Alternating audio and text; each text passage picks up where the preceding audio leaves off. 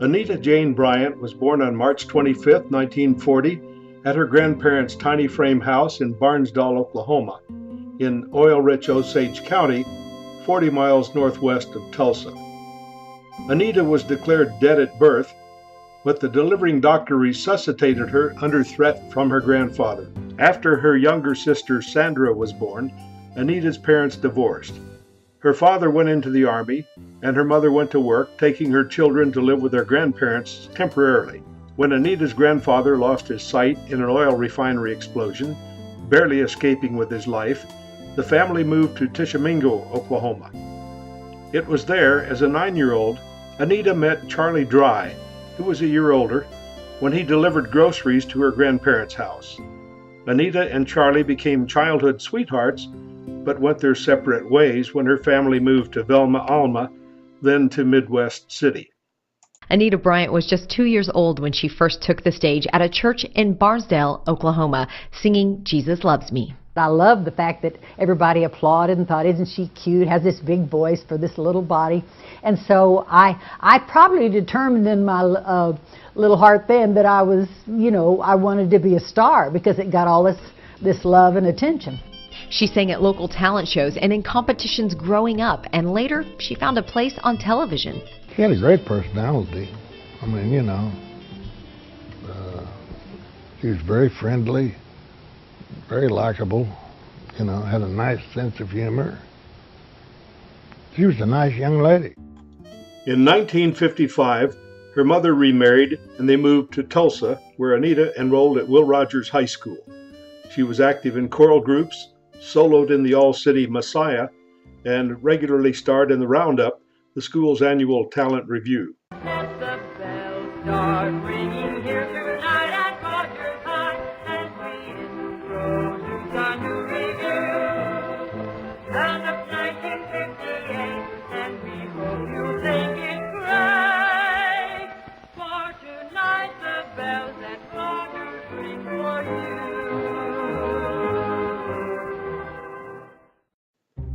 As a sophomore, she stunned the Tulsa community with the lead role of Nellie Forbush in the school's 1956 production of Rodgers and Hammerstein's South Pacific, introducing Anita to the musical theater.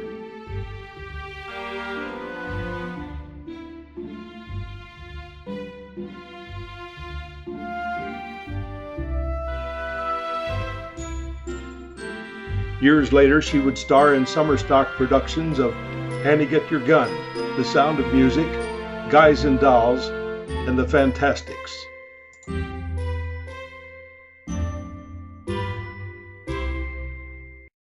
While in high school, she appeared frequently on local television shows, such as Party Lane with Chris, patterned after Dick Clark's popular nationwide American Bandstand, where she later became a regular guest.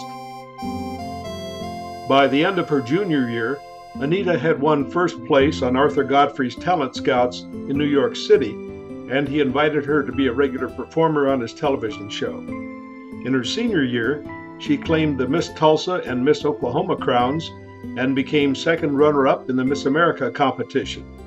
Those consecutive big breaks launched her career. She toured with the Billy Graham Crusade, and for 7 years joined Bob Hope's USO entertainment tours, most notably to Vietnam. I'll tell you how good a singer she was. In 1958, she became Miss Oklahoma, and then she went to the Miss America pageant the next year. She was only 19 years old at that time, and she became the second runner-up to Miss America, and guess what? She won the talent competition. And you got to be pretty good to do that.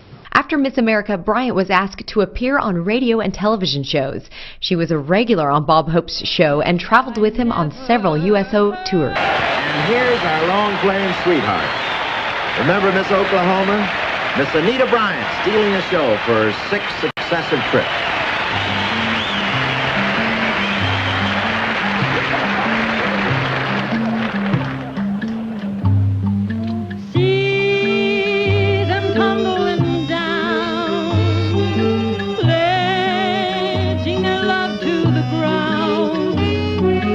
Lonely but free I'll be found.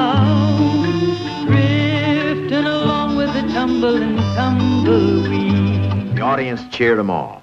And then, as we closed the show at every base, Anita Bryant led us in the singing of Silent Night, and the whole audience joined in. Silent night, holy night, all is calm, all is bright. After graduation, she became a regular on Don McNeil's Breakfast Club national radio program and the George Gobel television show. By the end of her senior year at Will Rogers, she had signed with Carlton Records, later changing to the Columbia label. During her career, she would record over 45 albums, receiving numerous Grammy nominations. Bryant made it on the charts with her first hit single, Till There Was You, in 1959. There were bells on the hill, but I never heard them ringing. No, I never heard them at all till there was you.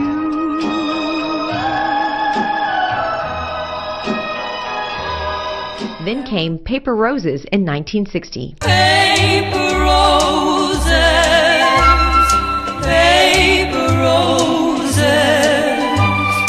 Oh, how real those roses seem to be.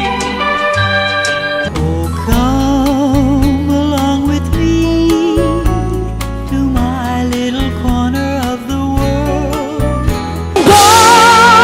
God bless America, my home, sweet home. The scene at Tulsa International Airport, August 1966. President Lyndon Johnson comes to Oklahoma for a groundbreaking celebration at the Mid-America Industrial Park in Pryor. Singer and former Miss Oklahoma Anita Bryant helped mark. Happy birthday to you. Happy birthday to you. Happy birthday, President Johnson. Happy birthday to you. I hope this is all right, Mrs. Johnson. She entertained several times at the White House. In 1968, she sang at both the Democratic and Republican presidential conventions. She performed the national anthem at Super Bowl III in 1969 and sang the Battle Hymn of the Republic during the halftime show of Super Bowl V in 1971. This Civil War classic became synonymous with the name Anita Bryant and always received a standing ovation when she performed it.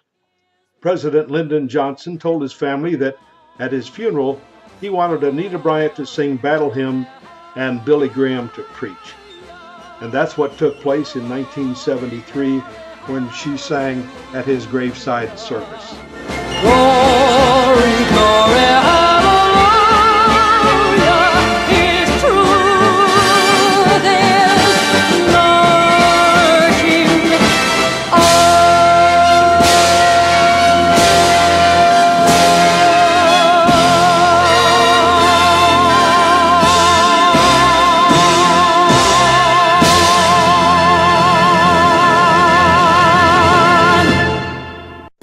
Her first marriage was to Bob Green, a Miami radio disc jockey who became her manager. The dramatic story of the survival of their premature twins and her own recovery from that trauma was later released as Anita's first book, Mine Eyes Have Seen the Glory, which became a bestseller. She has since written several books. During Anita's 7 years promoting Coca-Cola, she became the Coke girl to millions. Soon, Kraft Foods, Tupperware, and Holiday Inns were tying their brand names to Anita Bryant. Hey, come on! Hey, wait for me! What are you waiting for? King king-size Coke has more for you. Biggest value, liveliest lip, refreshes you, the very best too. My mama done told me, she told me, hun, we're having a party, a Tupperware party. From 1968 to 1980, she was the longest-serving spokesperson for the Florida citrus growers and became known as the Sunshine Tree Girl. During her tenure, orange juice sales climbed from 382 million gallons a year to more than 800 million. Anita's recognition was higher than any other advertising celebrity. She made 86 television commercials, appeared in print ads, at conventions, fairs, and other special events on behalf of the citrus industry. Time to get up, kids. A day without orange juice is like a day without sunshine. Orange juice, serve it generously from the Florida Sunshine Tree. In 1977, Bryant launched a campaign that nearly cost her her career. The singer came out against a gay rights ordinance in Dade County, Florida. The ordinance was later repealed by voters. She became the leader of Save Our Children group and continued speaking out against gay rights. She was met with protesters at every turn. A gay rights activist even slammed a pie in her face during a press conference in Iowa. Her family also received hate mail and death threats. The number of bookings declined. She lost her contract with Florida Orange Juice, as well as a television contract. At the same time, Bryant's marriage dissolved, and she was ostracized by the Christian community. She left Florida and returned to Oklahoma. Anita Bryant said that homosexuality is a sin. Anita Bryant was a good Christian woman who was a wonderful singer. And when she popped off about gay folks, we saw, certainly one of the first times, the galvanizing of the politically active gay community. This was new. If Anita Bryant said what she had said in 1953, the year I graduated from high school, there wouldn't have been a blip. Her own misfortune, and I think to the benefit of the gay rights movement, she popped off just at a time when the steam started to gather regarding the gay revolution. It began on the first year of 1968 was our first full year on television. Stonewall is 1968. The Stonewall Tavern is the Greenwich Village home of the birth of the modern gay rights movement.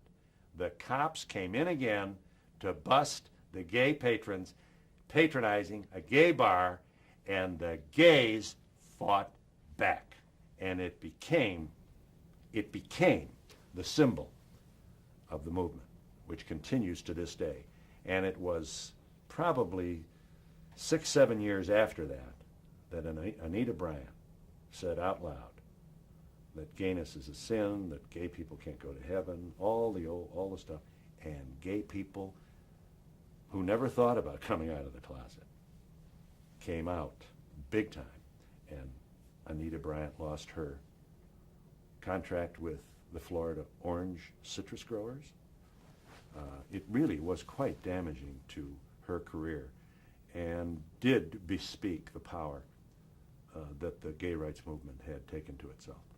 As I prayed for my children, I saw how God would bring people into our lives, and that they were just developing and protected, and so then God gave me some scriptures. He said that my latter days would be greater than the beginning, and I didn't really believe it. I knew it was possible, because anything's possible with God, but I couldn't see it, and I knew it would have to be a miracle. In 1990, after being single for 10 years, Anita married her childhood sweetheart, Charlie Dry, by then a former astronaut test crewman with NASA. With her new husband, Anita opened and headlined music theaters in Eureka Springs, Arkansas, Branson, Missouri, and finally in Pigeon Forge, Tennessee. They returned to Oklahoma in 2002. She continues to write music. If you think life's bad, just consider Jonah, a lion in the belly of a whale. She oversees Anita Bryant Ministries from her Bricktown office, which she shares with her husband, Charlie Hobson Dry. She performed the national anthem at Governor Mary Fallon's inaugural ball. At the peak of her popularity, Anita was voted the most admired woman in America 3 years in a row by Good Housekeeping magazine, and one of the most influential women in America in Gallup's Most Admired Man and Woman poll. At age 26, she was the youngest person ever inducted into the Oklahoma Hall of Fame. Anita visited her birthplace in 2005 when the city of Barnsdall invited her to be Grand Marshal of its Centennial Founders Day Parade and dedicated its main thoroughfare as Anita Bryant Avenue. Anita Bryant is arguably the most recognizable person to graduate from Will Rogers High School, and she's proud to be a Roper. She was inducted into the school's Hall of Fame in its first class of honorees in 1989. In 2007, she returned to the Will Rogers stage as special guest star of the annual Roundup Talent Review. In 2010, she accepted an invitation to become a charter member of the Will Rogers High School Community Foundation's Board of Directors, later serving a term as First Vice President. In 2013, she was Mistress of Ceremonies for the Hall of Fame induction. At this time, I'd like to introduce the First Vice President of the Will Rogers High School Community Foundation, my friend, singer, recording artist, previous Hall of Fame inductee, Miss Anita Bryant.